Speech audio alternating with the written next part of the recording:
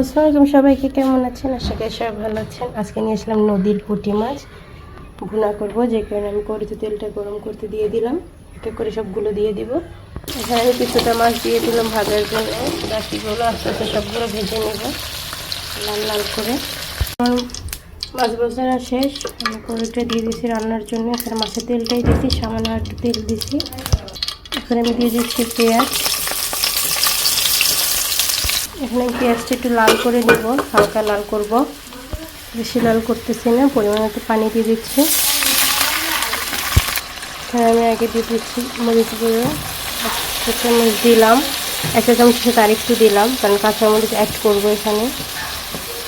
তারপর দিয়েছি 1/2 চামচ হলুদ গুঁড়ো, দিয়েছি সামান্য লবণ, পরে লাগলে দিতে পারবো। সেখানে এখানে পুঁটি মাছ ভুনা করে, বেশি হয়ে গেলে তিতা লাগবে। মশলাটা একটু ভালো করে কষাই নিচ্ছি।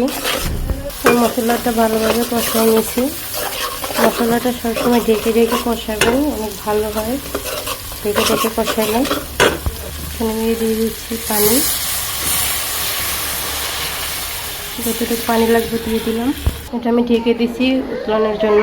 আমার এটা উতলাই আসছে, এবার আমি মাছগুলো দিয়ে দিব। দিয়ে দিচ্ছি মাছগুলো দিয়ে দিচ্ছি। এখন দিয়ে দিব কাঁচামরিচ দিয়ে ঢেকে রাখবো। কাঁচামরিচ দিয়ে দিচ্ছি, ঢেকে দিব। প্রায় হয়ে গেছে। এখন আমি ধনিয়া পাতা দিয়ে দিচ্ছি। এখানে আমার রান্না প্রায় হয়ে গেছে। আশা করি আপনাদের কাছে খুব ভালো লাগবে আমার রান্নাটা। কেমন হয়েছে অবশ্যই কমেন্টের মাধ্যমে জানিয়ে দেবেন। আর অবশ্যই আমাকে একটু লাইক কমেন্ট শেয়ার করে দিয়ে যাবেন।